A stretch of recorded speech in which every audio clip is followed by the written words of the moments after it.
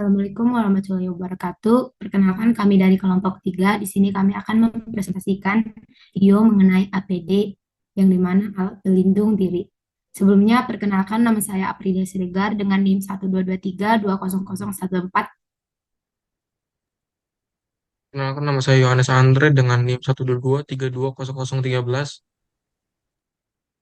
Kenalkan nama saya Ronald dan 12232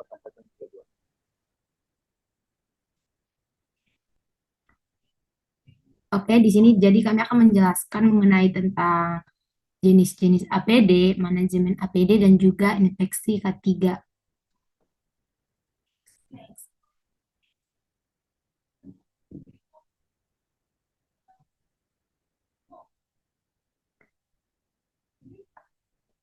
Oke, jadi APD itu adalah suatu alat yang dimana mempunyai kemampuan untuk melindungi seseorang dan juga berfungsi untuk mengisolasi sebagian atau seluruh tubuh supaya tidak terkena potensi bahaya di tempat kerja.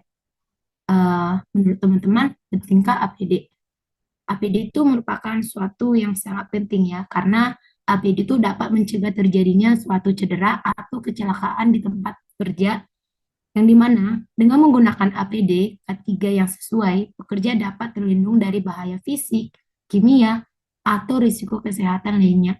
Hal ini akan mengurangi kemungkinan terjadinya cedera atau kecelakaan yang dapat mengganggu produktivitas dan kesejahteraan pekerja.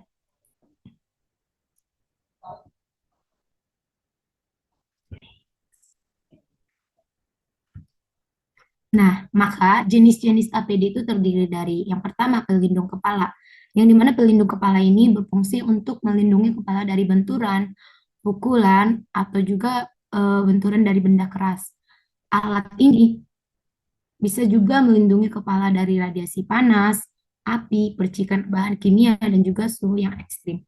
Yang dimana jenis dari alat pelindung kepala ini terdiri dari helm tangan, topi atau tudung kepala, dan pelindung rambut. Contohnya seperti single as head cap, di mana bisa melindungi kulit kepala dan juga leher, dan juga dari rambut supaya tidak terkontaminasi dari virus.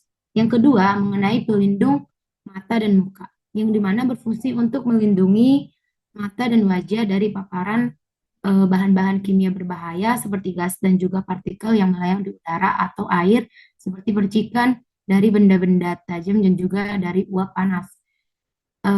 Sedangkan pada alat pelindung wajah dapat bentuk facial atau full face maskers, yaitu masker yang menutupi seluruh bagian wajah seperti contohnya itu pelindung mata atau goggles.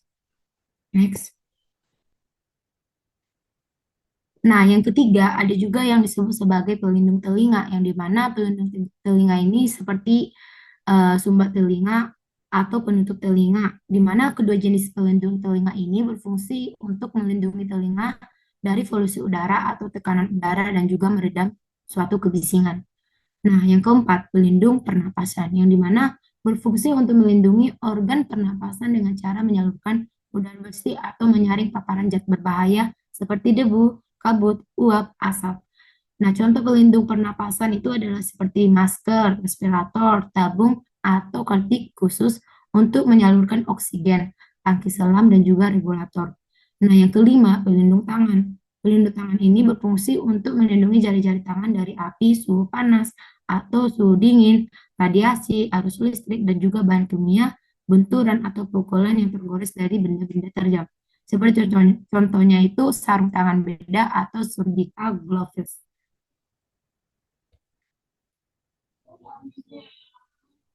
Nah, selanjutnya mengenai yang keenam itu pelindung kaki, yang dimana pelindung kaki ini berfungsi untuk melindungi kaki dari benturan atau tertimpa benda berat, tertusuk benda tajam, atau terkena cairan panas atau dingin dari bahan-bahan kimia berbahaya. Jenis alat pelindung kaki berupa seperti sepatu karet atau seperti soles. Yang ketujuh, ada itu yang disebut sebagai pelindung tubuh, yang dimana berfungsi untuk melindungi tubuh dari suhu panas atau dari suhu dingin, dan juga paparan api, benda panas, percikan bahan kimia. Jenis pakaian pelindung terdiri dari rompi, celemek, jaket, dan juga pakaian terusan, dan juga baju wear part.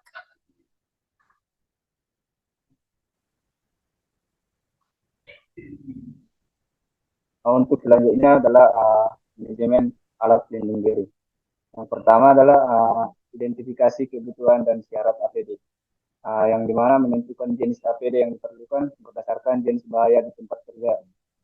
Misalnya jika pekerjaannya uh, melibatkan penanganan bahan kimia berbahaya, maka APD yang diperlukan mungkin berupa sarung tangan kimia, kacamata pelindung, atau pakaian pelindung. Untuk yang kedua, ada pemilihan APD, yang dimana kita memilih APD yang sesuai dengan jenis bahaya dan kebutuhan atau kenyamanan kerja.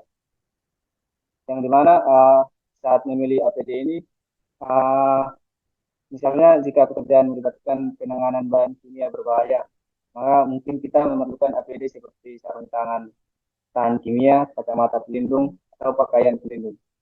Untuk manajemen APD yang ketiga, ada pelatihan, yang dimana kita melatih pekerja dalam menggunakan serta merawat APD. Misalnya pekerja itu perlu dilatih cara memakainya, terus menyesuaikan, merawat serta menyimpan sarung tangan tahan kimia tersebut. Untuk yang keempat ada penggunaan, perawatan, dan penyimpanan, yang dimana menjaga dan mengganti APD secara berkala. Misalnya sarung tangan tahan kimia harus diganti secara berkala dan simpan di tempat yang aman dan kering. Untuk yang kelima ada penata laksanaan pembangunan atau pemusnahan, yang dimana mengatur cara pembuangan atau pemusnahan APD yang sudah tidak layak dipakai. Misalnya sarung tangan tahan kimia yang sudah rusak harus dibuang ke tempat sampah khusus. Untuk selanjutnya ada pembinaan, yang dimana melakukan pembinaan terhadap pekerja terkait penggunaan APD. Misalnya melakukan pertemuan rutin untuk membahas penggunaan dan perawatan APD.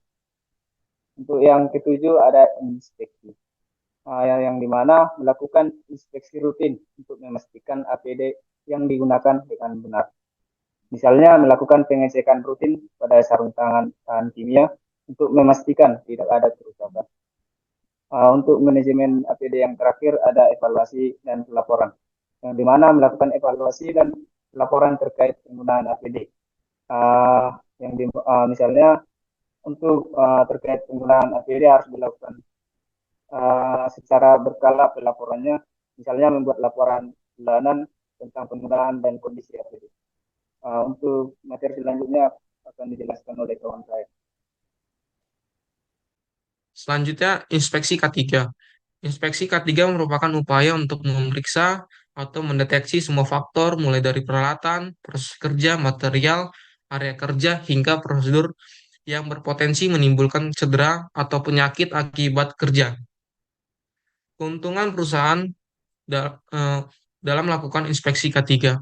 Perusahaan wajib melakukan pengawasan, pemeriksaan secara berkala untuk membantu tercapainya target keselamatan dengan benar. Inspeksi sendiri memberikan berbagai keuntungan, di antaranya sebagai berikut. Yang satu, mendorong pekerja lebih tanggap. Keuntungan selanjutnya adalah mampu mendorong ketanggapan para pekerja secara teratur dan berkelanjutan. Pemeriksaan yang dilakukan akan membentuk kebiasaan baik dalam bekerja. Yang kedua adalah arahan yang dapat langsung diberikan. Manajemen perusahaan bisa langsung melakukan komunikasi kepada pekerja atau yang bertanggung jawab. Komunikasi tersebut memberikan arahan dan menghindarkan pekerja dari resiko kecelakaan. Yang ketiga itu menetapkan APD khusus. Ini dapat memudahkan dalam menentukan penggunaan standar alat pelindung diri atau APD. Disesuaikan dengan jenis serangan, dapat menentukan secara tepat alat-alat pelindung keselamatan yang perlu digunakan pada kondisi pekerjaan. Yang keempat itu meningkatkan kesadaran terhadap pentingnya K3. Memberikan semangat serta meningkatkan kesadaran terhadap pentingnya K3 secara berkesinambungan, ini akan meningkatkan kepatuhan pekerja terhadap sistem keamanan dan produktivitas. Selanjutnya, siapa saja yang dapat melakukan inspeksi K3? Inspeksi K3 dilakukan oleh supervisor, manajer, perwakilan departemen, dan pekerja yang berkompeten. Tim yang bertanggung jawab dalam bekerja terbagi menjadi dua, di antaranya satu internal. Internal dilaksanakan oleh pihak yang berkompeten dari perusahaan tersebut, semisalnya supervisor, manajer, dan personal yang memiliki kompetensi di bidangnya, seperti safety advisor dan teknisi atau pekerja yang berkompeten dari level terendah sampai tinggi. Yang kedua itu ada eksternal.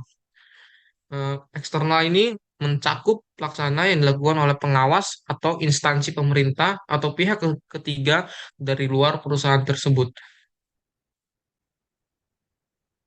Inspeksi ketiga merupakan salah satu upaya meningkatkan keamanan dan mengurangi risiko kecelakaan kerja. Perusahaan perlu melaksanakan inspeksi secara menyeluruh sesuai peraturan yang berlaku.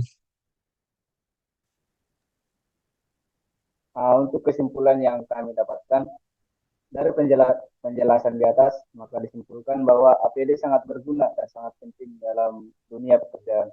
Pentingnya mengetahui jenis-jenis APD yang akan dipergunakan hingga memperhatikan langkah-langkah dalam manajemen APD dan inspeksi K3.